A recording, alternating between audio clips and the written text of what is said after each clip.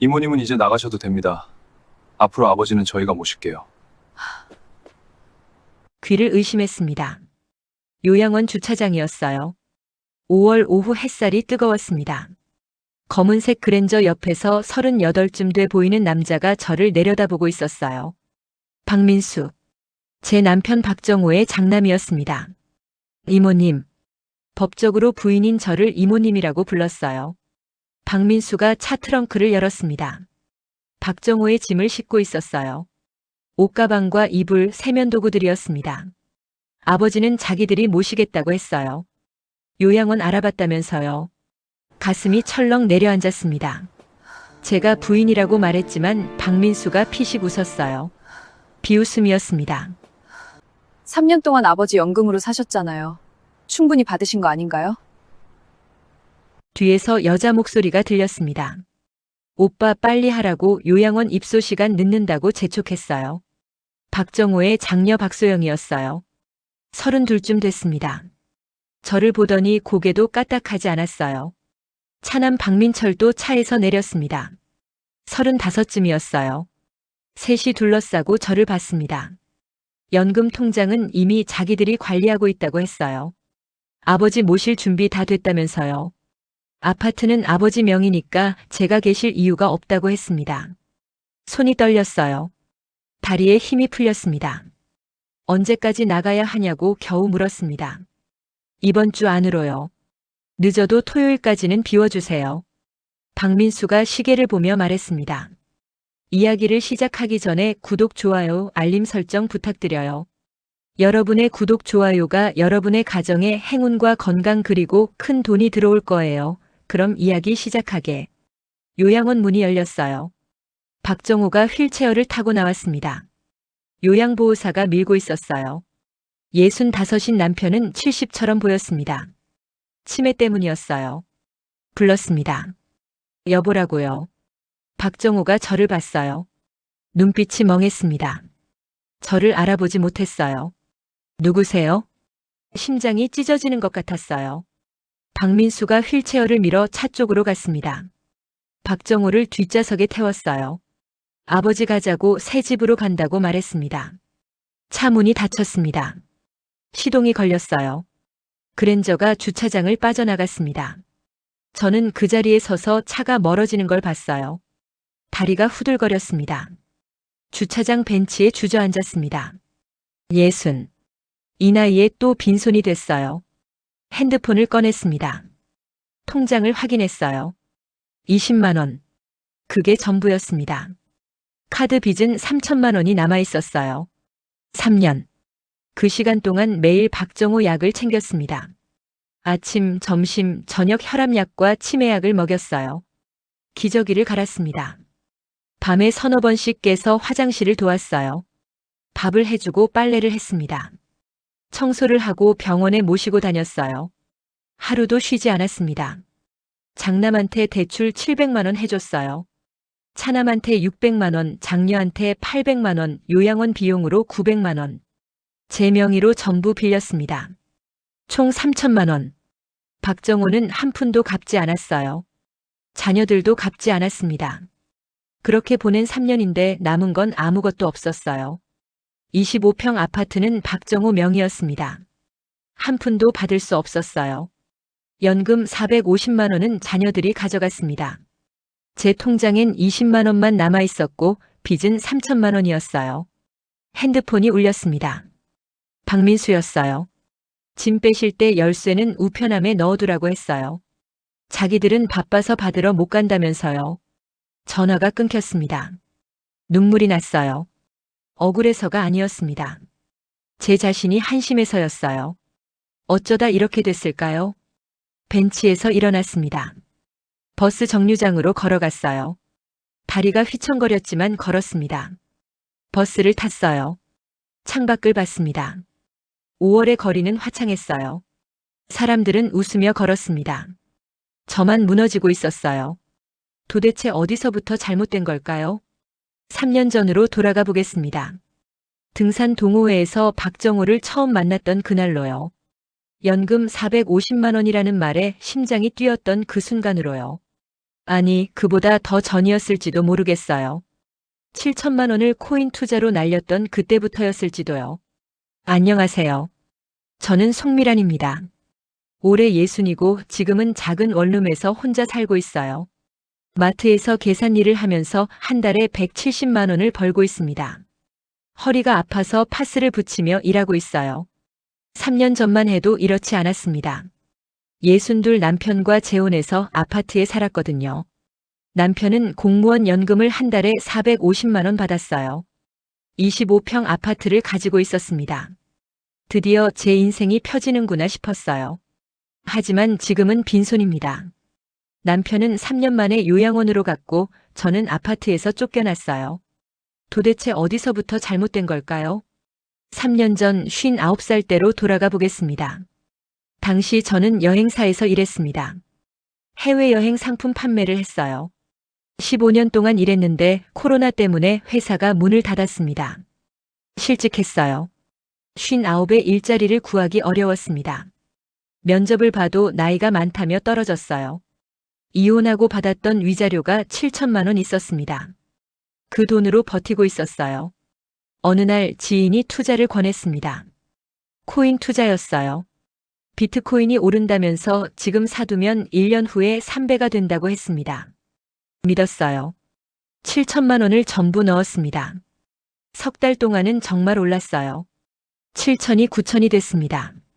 이거다 싶었습니다. 그런데 넉 달째부터 떨어지기 시작했어요. 9천이 7천으로, 7천이 5천으로, 5천이 3천으로 순식간에 내려갔습니다. 팔아야겠다고 생각했을 땐 이미 늦었어요. 2천만 원까지 떨어졌습니다. 그리고 거래소가 해킹당했다는 소식이 들렸어요. 접속이 안 됐습니다. 결국 7천만 원이 전부 날아갔어요. 59에 빈손이 됐습니다.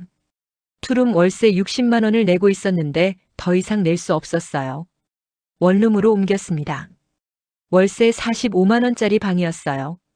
6평도 안 되는 좁은 방이었습니다. 일자리를 구해야 했어요. 편의점, 식당, 청소일을 알아봤지만 쉽지 않았습니다. 친구가 전화했어요. 오랜만에 만나자고 했습니다.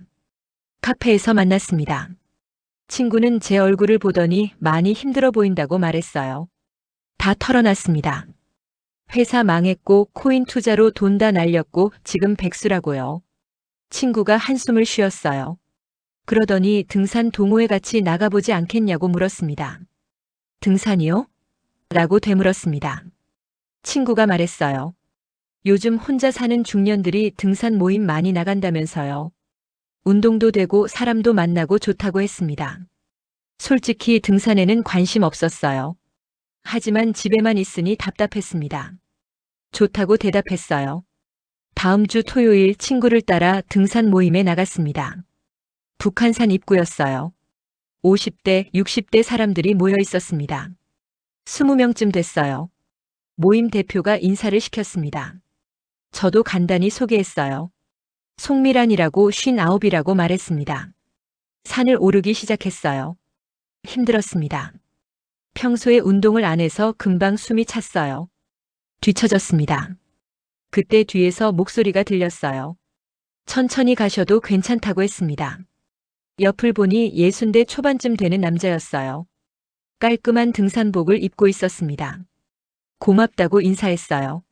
남자가 옆에서 같이 걸었습니다. 이름을 물었어요. 박정호라고 했습니다. 62이라고 했어요. 등산 자주 오냐고 물었습니다. 매주 온다면서 운동도 되고 좋다고 했어요. 정상까지 같이 올라갔습니다. 박정호가 중간중간 쉬어가자고 배려해줬어요. 정상에 도착했어요. 다 같이 김밥을 먹었습니다. 박정호 옆에 앉았어요. 이것저것 물어봤습니다. 무슨 일 하냐고 물었더니 작년에 퇴직했다고 했어요. 세무 공무원을 35년 했다면서요. 지금은 연금으로 산다고 했습니다. 연금이 한 달에 450만 원 나와요. 혼자 살기엔 충분하죠. 심장이 쿵쾅거렸습니다. 한 달에 450만 원. 더 물어봤어요. 어디 사냐고요? 일산에 아파트가 있다고 했습니다. 25평이라면서 혼자 살기엔 넓지만 익숙해서 그냥 산다고 했어요. 결혼은 했냐고 물었습니다. 박정호 표정이 어두워졌어요. 부인이 5년 전에 돌아가셨다고 했습니다. 암이었다면서 투병하다가 세상을 떠났다고 했어요. 자녀는 있냐고 물었습니다.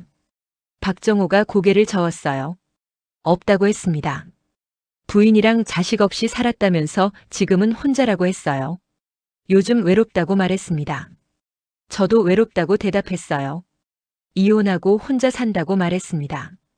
박정호가 고개를 끄덕였어요. 하산할 때도 같이 내려왔습니다. 입구에 도착해서 헤어졌어요. 다음 주에 또 보자고 박정호가 말했습니다. 집으로 돌아오는 버스 안에서 계속 생각했습니다. 연금 450만 원. 아파트 25평. 혼자 산다. 자녀 없다. 이번엔 놓치면 안 된다고 생각했어요. 다음 주 토요일 또 등산 모임에 나갔습니다. 박정호가 먼저 와 있었어요. 저를 보더니 반갑게 손을 흔들었습니다. 그날도 같이 산을 올랐어요. 박정호 옆에 바짝 붙어서 걸었습니다. 일주일 동안 박정호에 대해 더 알아봤어요. 친구한테 물어봤습니다. 등산 모임에서 박정호 아냐고요. 친구가 알더군요. 성실한 사람이라면서 매주 빠짐없이 나온다고 했어요. 공무원 연금 받아서 여유 있게 산다고 했습니다. 재혼 생각 있는 것 같다고 친구가 말했어요. 요즘 혼자 사는 게 외롭다고 자주 말한다면서요. 기회라고 생각했습니다. 그날부터 박정호한테 적극적으로 다가갔어요. 산을 오를 때 일부러 가까이 붙어서 걸었습니다. 팔이 스치게요. 박정호가 의식하는 게 느껴졌어요. 쉴 때도 옆에 앉았습니다.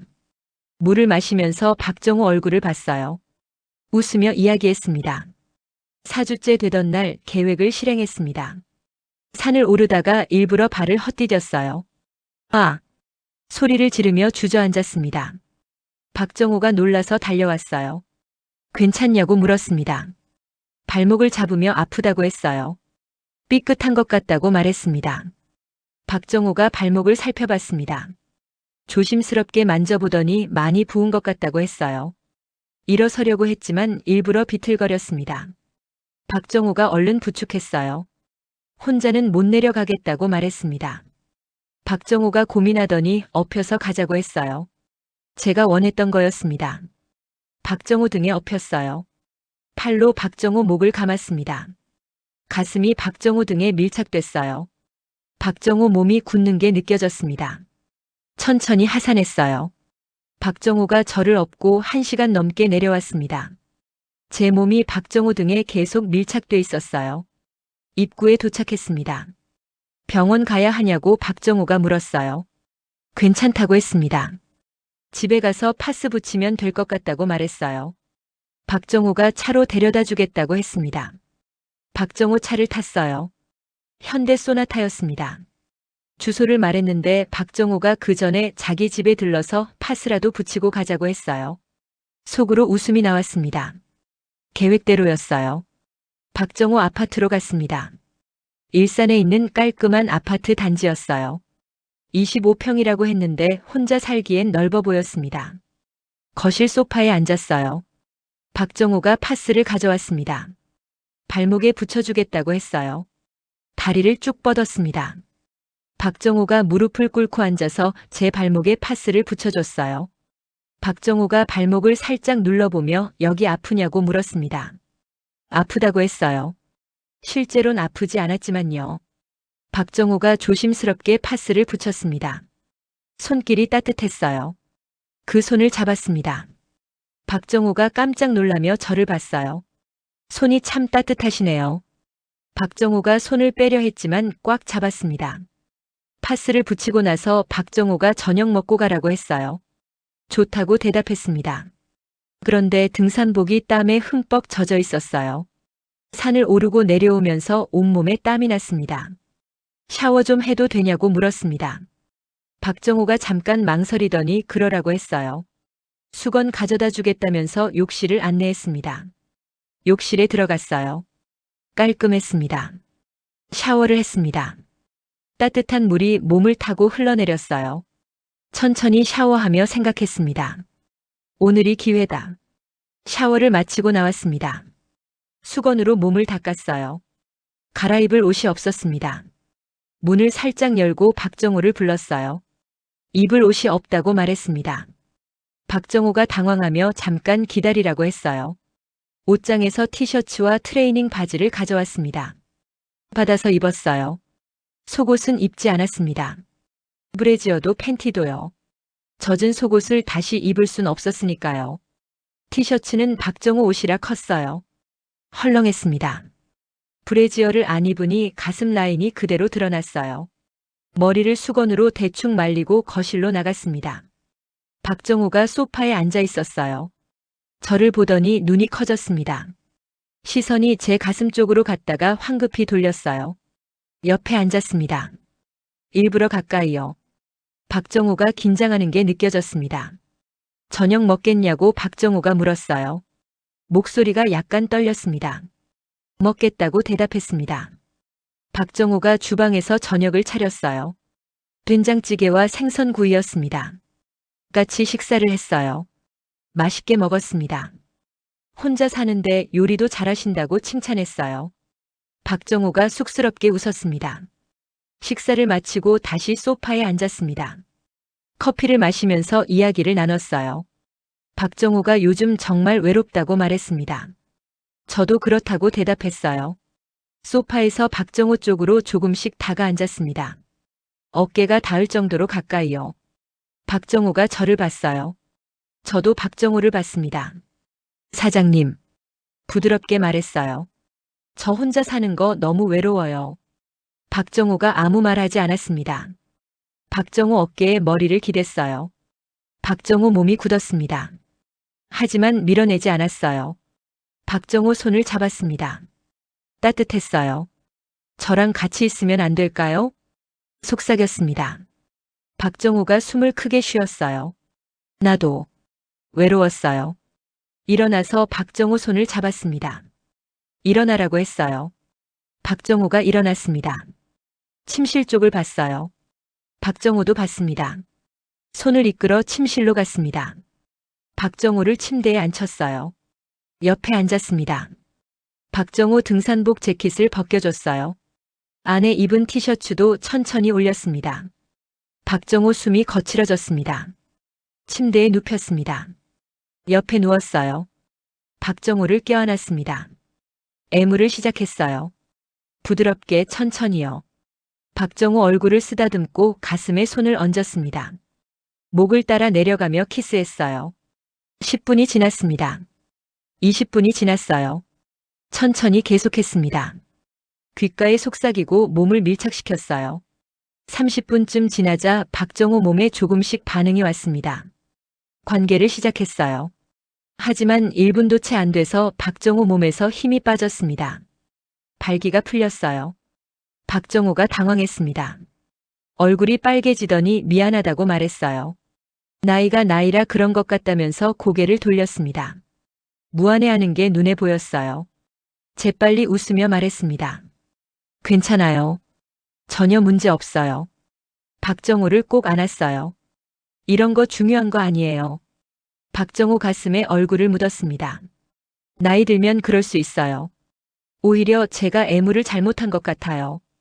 박정호를 토닥였어요. 다음엔 제가 더 잘해드릴게요. 천천히 오래 해드릴게요. 박정호가 저를 봤습니다. 자주 만나서 같이 있으면 괜찮아지실 거예요. 몸도 마음도 익숙해지면 좋아지실 거예요. 부드럽게 속삭였습니다. 제가 평생 옆에서 모셔드릴게요. 걱정하지 마세요. 박정호가 저를 꼭 안았습니다. 고맙다고 했어요. 목소리가 떨렸습니다. 그날 밤 박정호 집에서 잤습니다. 박정호 품에 안겨서 아침까지 잤어요. 다음 날 아침 일어나 아침을 차렸습니다. 계란말이와 김치찌개를 끓였어요. 박정호가 맛있다고 했습니다.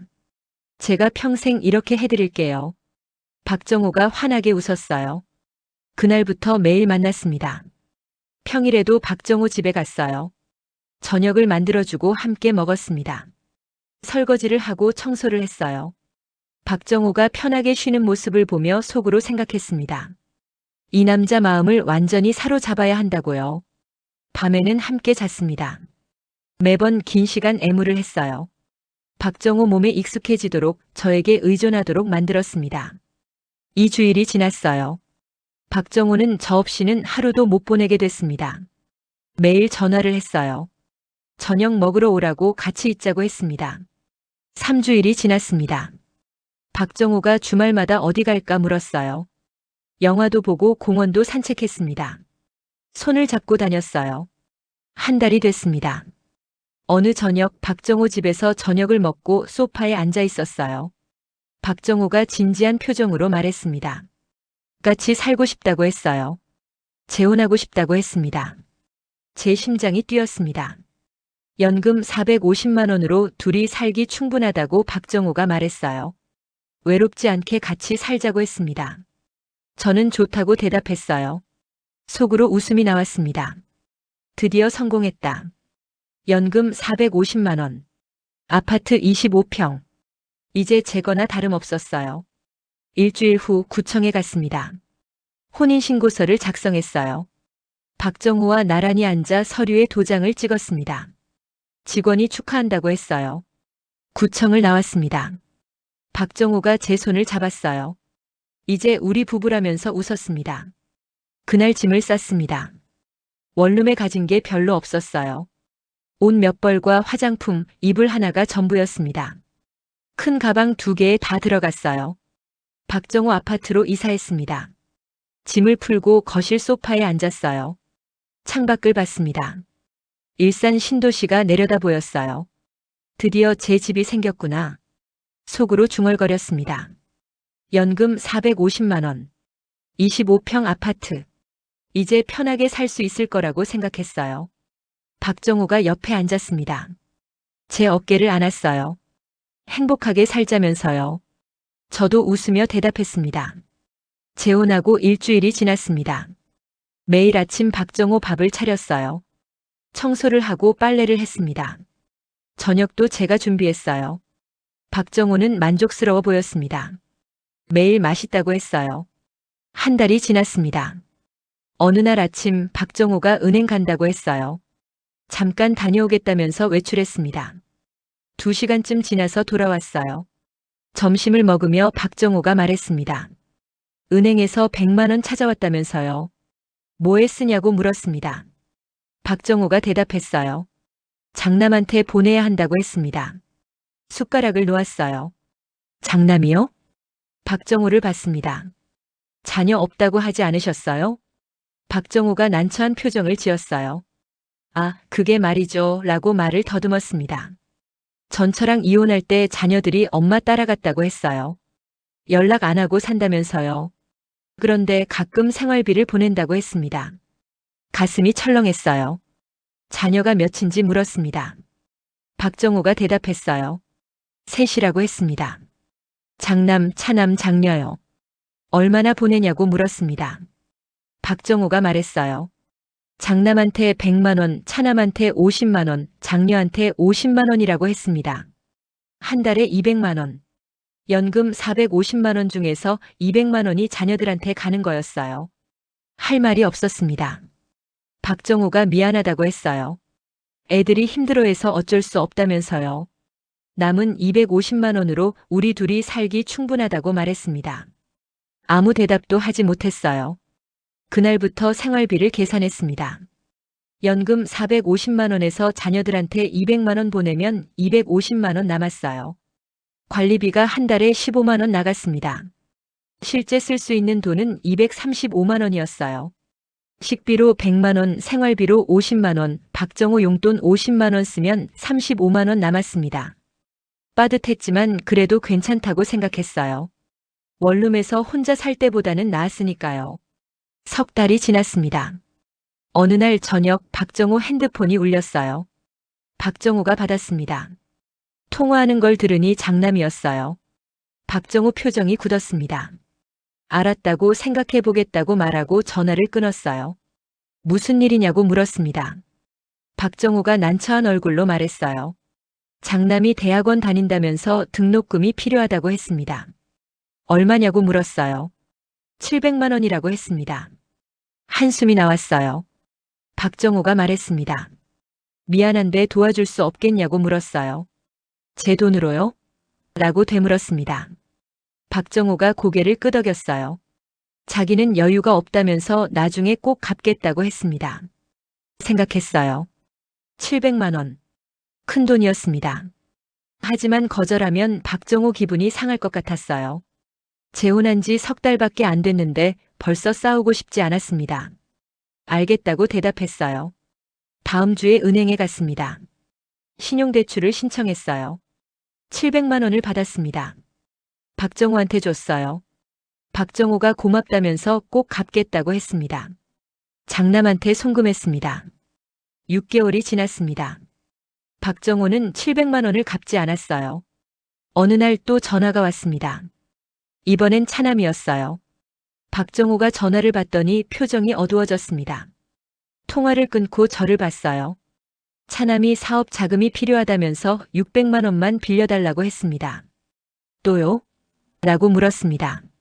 박정호가 미안하다고 했어요. 나중에 다 갚겠다면서 한 번만 더 도와달라고 했습니다. 화가 났지만 참았어요. 다시 은행에 갔습니다. 600만 원을 대출받았어요. 차남한테 보냈습니다. 1년이 지났습니다. 이번엔 장녀한테 전화가 왔어요. 결혼 준비 자금이 필요하다면서 800만 원을 달라고 했습니다. 박정호가 또 저를 봤어요. 안 된다고 말하려다가 참았습니다.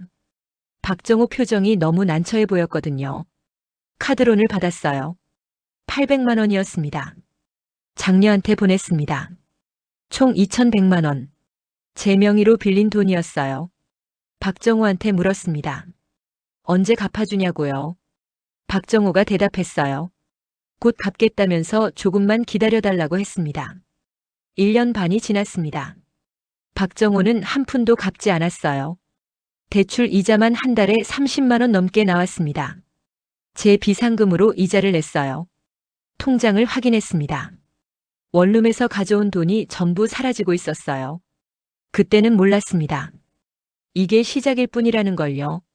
제오장 매달 사라지는 돈, 그리고 등록금 폭탄. 재혼 2년째가 됐습니다. 매달 박정호 연금 450만 원이 들어왔어요. 그중 200만 원은 자녀들한테 보냈습니다.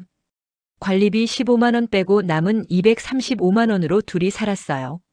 식비로 100만 원, 생활비로 50만 원, 박정호 용돈 50만 원. 제 용돈은 없었습니다. 남은 35만 원으로 제 대출 이자 30만 원을 냈어요. 5만 원만 남았습니다. 화장품 살 돈도 없었어요. 친구 만날 돈도 없었습니다. 제 비상금으로 메웠어요. 한 달에 50만 원씩 제 돈을 썼습니다. 어느 날 박정호한테 말했어요. 제 용돈도 필요하다고요. 박정호가 물었습니다. 뭐에 쓰냐고요. 화장품도 사야 하고 옷도 사야 한다고 대답했어요. 박정호가 말했습니다. 지금 있는 거 쓰면 된다면서 용돈은 안 된다고 했어요. 더 이상 말하지 못했습니다. 2년 3개월째 되던 날이었습니다. 박정호 건강이 나빠지기 시작했어요. 어느 날 아침 일어나는데 비틀거렸습니다. 어지럽다고 했어요.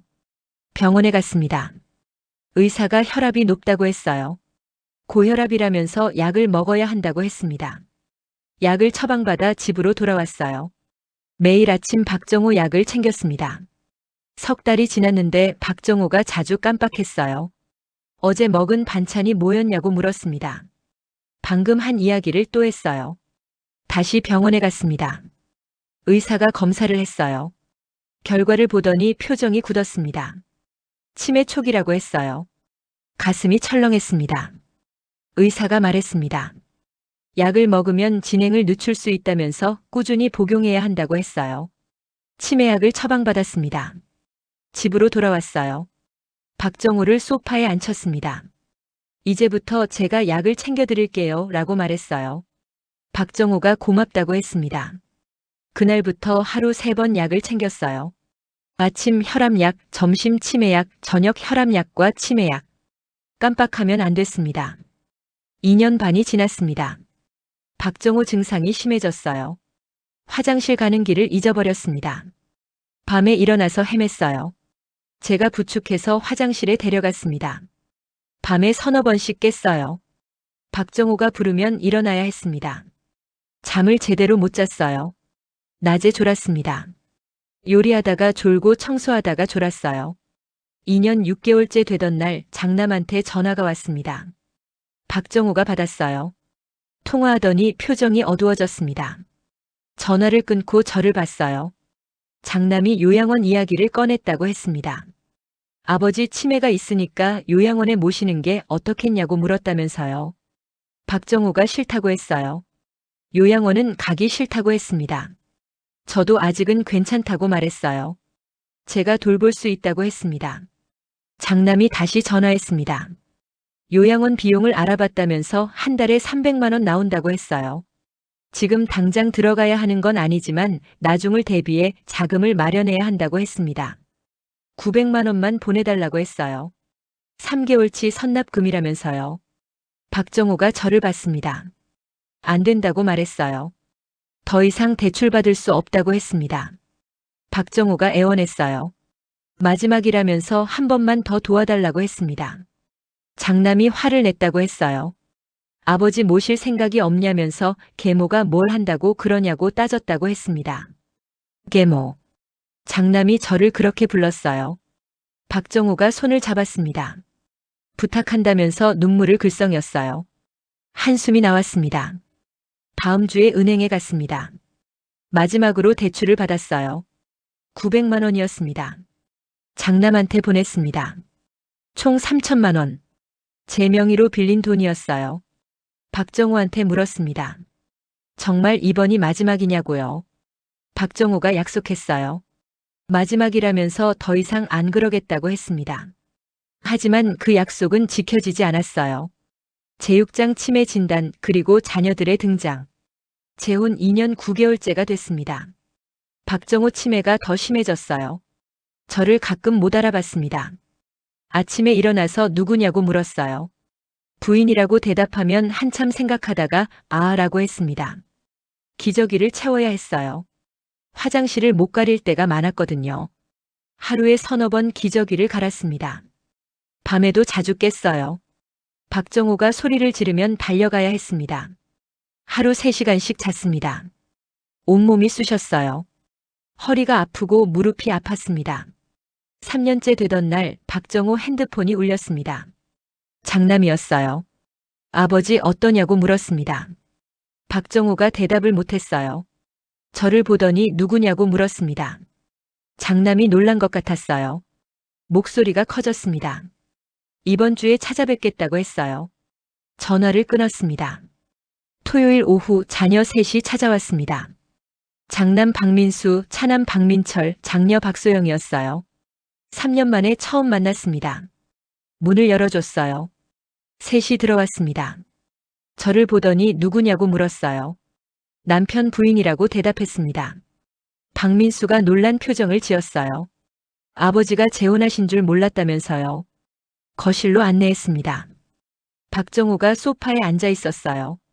자녀들을 보더니 누구냐고 물었습니다. 박민수가 충격받은 얼굴로 아버지를 봤어요. 저예요, 민수라고 말했습니다. 박정호가 한참 생각하더니 아라고 했습니다. 자녀들이 앉았어요. 박민수가 저를 봤습니다. 아버지 상태가 어떠냐고 물었어요. 치매 진단받았다고 대답했습니다. 약 드시고 계시다고 말했어요. 박민수가 고개를 끄덕였습니다. 식사 준비를 했어요. 저녁을 차렸습니다. 같이 먹었는데 분위기가 이상했어요. 자녀들이 박정호하고만 이야기했습니다. 저한테는 말을 거의 안 했어요. 식사를 마쳤습니다. 박민수가 말했어요. 앞으로 자주 찾아뵙겠다면서 아버지 건강 챙기겠다고 했습니다. 자녀들이 갔어요. 박정호가 좋아했습니다. 애들이 찾아와서 좋다면서 웃었어요. 저는 불안했습니다. 다음 주부터 자녀들이 매주 왔어요. 토요일마다 셋이 함께 찾아왔습니다. 박정호 상태를 확인했어요. 제가 어떻게 돌보는지 물었습니다. 약은 제때 챙기냐고 병원은 다니냐고 물었어요. 다 하고 있다고 대답했습니다. 박민수가 고맙다고 했어요. 하지만 눈빛은 차가웠습니다. 3년 3개월째 되던 날이었습니다. 박민수가 제안을 했어요. 아버지 연금 통장을 자기들이 관리하겠다고 했습니다. 놀라서 봤어요. 박민수가 말했습니다. 치매 있으시니까 잘못 쓰실 수 있다면서 자기들이 관리하는 게 낫다고 했어요. 안 된다고 말했습니다. 제가 관리하고 있다고요. 박민수가 박정호를 봤어요. 아버지 어떻게 생각하시냐고 물었습니다. 박정호가 애들 말이 맞는 것 같다고 했어요. 가슴이 철렁했습니다. 박민수가 통장과 도장을 달라고 했어요. 박정호가 저를 봤습니다. 주라고 했어요. 할 수 없었습니다. 통장과 도장을 꺼내 박민수한테 줬어요. 박민수가 받아서 가방에 넣었습니다. 앞으로 매달 생활비를 보내주겠다고 했어요. 얼마냐고 물었습니다. 150만 원이라고 했어요. 연금 450만 원 중에서 150만 원만 주겠다는 거였습니다. 나머지 300만 원은요? 라고 물었습니다. 박민수가 대답했어요. 아버지 요양 비용 모아야 한다면서 자기들이 관리하겠다고 했습니다. 더 이상 말할 수 없었어요. 다음 달부터 박민수가 150만 원을 보냈습니다. 관리비 15만 원 빼면 135만 원 남았어요. 식비로 70만 원, 생활비로 30만 원 쓰면 35만 원 남았습니다. 제 대출 이자가 한 달에 45만 원이었어요. 10만 원이 부족했습니다. 제 비상금으로 메웠어요. 통장을 확인했습니다. 남은 돈이 100만 원도 안 됐어요. 제7장 연금 통장 빼앗기기. 3년 6개월째가 됐습니다. 박정호 치매가 더 심해졌어요. 혼자 걷지 못했습니다. 화장실 갈 때 부축해야 했어요. 밥 먹을 때 떠먹여야 했습니다. 온종일 박정호를 돌봤어요. 아침 6시에 일어나서 밤 11시에 잤습니다. 중간에 낮잠도 못 잤어요. 허리가 너무 아팠습니다. 박정호를 부축하다가 허리를 다쳤어요. 병원에 가고 싶었지만 갈 시간이 없었습니다. 파스를 붙이고 진통제를 먹었어요. 자녀들은 여전히 매주 왔습니다. 박민수가 물었어요. 아버지 잘 모시고 있냐고요. 잘 모시고 있다고 대답했습니다. 박민수가 생활비는 충분하냐고 물었어요. 부족하다고 말했습니다. 150만 원으로는 어렵다고요. 박민수가 고개를 저었습니다. 충분하다면서 아껴 쓰라고 했어요. 더 말하지 못했습니다. 3년 9개월째 되던 날이었습니다. 박민수가 또 요구를 했어요. 요양원 비용이 더 필요하다면서 900만 원을 달라고 했습니다. 돈이 없다고 말했어요.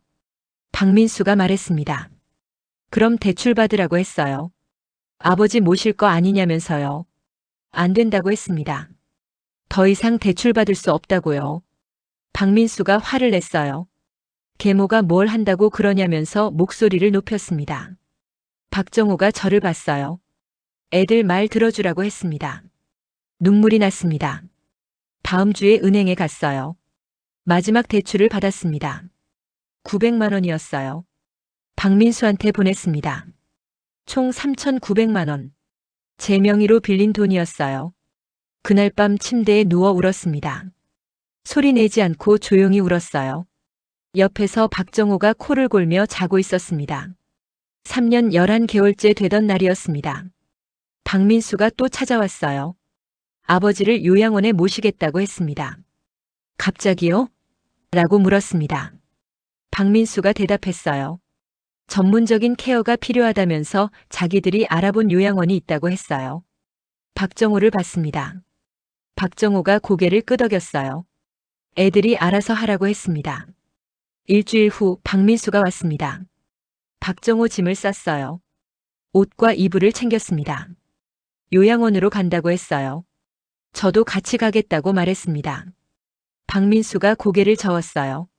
괜찮다면서 자기들이 모시고 간다고 했습니다. 박정호를 휠체어에 태웠어요. 현관문을 나갔습니다. 저는 따라 나갔어요. 주차장까지 갔습니다. 박정호를 차에 태웠어요. 박민수가 저를 봤습니다. 이모님, 이제 나가셔도 됩니다. 귀를 의심했어요. 무슨 말씀이세요? 박민수가 차갑게 말했습니다. 아버지는 저희가 모시겠습니다. 이모님은 집을 비워주세요. 저는 부인인데요. 박민수가 비웃었어요. 3년 동안 아버지 연금으로 사셨잖아요. 충분히 받으신 거 아닌가요? 이번 주 안으로 나가세요. 늦어도 토요일까지는 비워주세요. 차 문이 닫혔습니다. 시동이 걸렸어요. 차가 주차장을 빠져나갔습니다. 저는 그 자리에 서서 차가 멀어지는 걸 봤어요. 일주일 후 짐을 쌌습니다. 가진 게 별로 없었어요. 옷 몇 벌과 화장품, 이불 하나가 전부였습니다. 큰 가방 2개에 다 들어갔어요. 아파트를 나왔습니다. 현관문을 닫는데 눈물이 났어요. 3년 살았던 집이었는데 이제 남의 집이 됐습니다. 고시원을 알아봤어요. 한 달 45만 원짜리 방을 구했습니다. 보증금 50만 원에 월세 45만 원이었어요. 친구한테 돈을 빌렸습니다. 100만 원을 빌려서 보증금이랑 첫 달 월세를 냈어요. 고시원 방은 너무 좁았습니다. 3평도 안 됐어요. 침대 하나 놓으면 끝이었습니다. 책상도 없었어요. 화장실은 복도 끝에 공용으로 있었습니다. 짐을 풀고 침대에 앉았어요. 예순의 고시원이었습니다. 일을 찾아야 했어요. 카드 빚 3천만 원을 갚아야 하고 월세 45만 원을 내야 했습니다. 친구한테 빌린 100만 원도 갚아야 했어요. 인터넷으로 구인 광고를 봤습니다. 예순을 받아주는 곳이 별로 없었어요. 며칠을 찾다가 마트 계산 일자리를 찾았습니다. 한 달 170만 원이었어요. 면접을 보러 갔습니다. 사장이 물었어요. 나이가 많은데 괜찮겠냐면서 일이 힘들다고 했습니다. 괜찮다고 대답했어요. 뭐든지 하겠다고 했습니다. 다음 주부터 나오라고 했어요. 일을 시작했습니다. 오전 9시부터 오후 6시까지 계산대에 앉아 있었어요. 하루 9시간 일했습니다. 허리가 아팠어요. 오래 앉아 있으니까 허리가 쑤셨습니다. 진통제를 먹으며 일했어요. 한 달이 지났습니다. 월급 170만 원을 받았어요. 월세 45만 원 내고 생활비 60만 원 쓰고 카드빚 20만 원 갚으면 45만 원 남았습니다.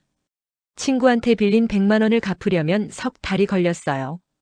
카드 빚 3천만 원은 한 달에 20만 원씩 갚으면 150달 12년 반 걸렸습니다. 12년 반. 예순에 시작해서 72까지 갚아야 했어요. 그날 밤 잠이 오지 않았습니다. 침대에 누워 천장을 봤어요. 천장에 곰팡이가 피어 있었습니다. 어디서부터 잘못됐을까요? 등산 모임에 나갔던 날부터였을까요? 박정호를 만났던 날부터였을까요? 재혼했던 순간부터였을까요? 아니에요. 시작은 그보다 훨씬 전이었습니다. 7천만 원을 코인 투자로 날렸을 때부터였어요. 그때 욕심을 부렸습니다. 그리고 재혼할 때도 욕심을 부렸어요. 연금 450만 원과 아파트 25평을 보고 박정호한테 다가갔습니다. 편하게 살고 싶다는 욕심이었어요. 하지만 세상에 공짜는 없었습니다. 3년 동안 무급 가정부를 했어요. 무급 간병인도 했습니다. 허리를 다쳤고 매일 진통제를 먹었어요. 제 돈으로 자녀들한테 3천만 원을 줬고 카드빚까지 3천만 원 졌습니다. 결국 빈손으로 쫓겨났습니다. 지금 남은 건 고시원 방 하나와 카드빚 3천만 원, 그리고 허리 통증뿐입니다. 1년이 지났어요. 지금은 예순안입니다. 여전히 고시원에서 살고 있고 마트에서 계산 일을 하고 있어요. 한 달 170만 원을 받습니다. 카드 빚은 3천만 원에서 2,800만 원으로 줄었어요. 1년 동안 200만 원 갚았습니다. 아직 11년 남았어요. 허리는 여전히 아픕니다. 진통제를 먹으며 일하고 있어요. 어제 거울을 봤는데 완전히 늙어 있었습니다. 주름이 깊게 파였고 머리도 많이 휘어졌어요. 예순안이 70처럼 보였습니다. 후회됩니다. 재혼하지 말았어야 했어요. 그냥 마트에서 일하면서 조금씩 모으며 살았어야 했습니다. 욕심을 부리지 말았어야 했어요. 하지만 이미 지나간 일입니다. 돌이킬 수 없어요. 지금은 매일 일하며 살고 있습니다. 계산대에 앉아 생각해요. 언젠가는 빚을 다 갚을 거라고요. 그러면 조금은 나아질 거라고요. 이 영상을 보시는 분들께 말씀드리고 싶습니다. 연금 받는 남자와 재혼할 때 조심하세요. 자녀 없다는 말 절대 믿지 마세요. 이혼했으면 10중 8구 숨겨진 자녀가 있습니다. 사별이 아니라 이혼이라면 의심하세요. 자녀들이 나타나면 연금을 빼앗깁니다. 저처럼 쫓겨날 수 있어요. 편하게 살고 싶다는 욕심으로 접근하지 마세요. 세상에 공짜는 없습니다. 제가 3년 동안 무급으로 일하고 빚까지 지고 쫓겨났듯이 여러분도 똑같은 일을 당할 수 있어요. 욕심을 부리면 더 큰 걸 잃습니다.